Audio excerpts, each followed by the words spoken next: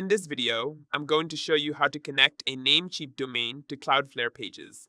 First, open your Cloudflare dashboard in your browser.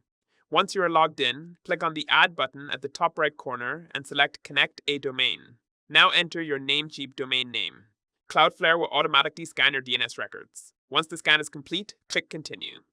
Next, Cloudflare will provide you with 2 name servers. Copy these carefully because you will need them in the next step. Now log into your Namecheap account and go to your domain list. Click Manage next to your domain. Scroll down to the Name Server section, select Custom DNS, and paste the 2 Cloudflare name servers. Then click the Save or Checkmark button to confirm. After updating, return to Cloudflare and wait until your domain status becomes active.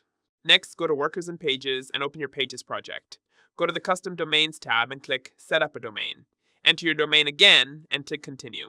Finally, click Activate Domain. Cloudflare will automatically configure the required DNS records for your Pages project. Once the status shows as active, your Namecheap domain is successfully connected to Cloudflare pages.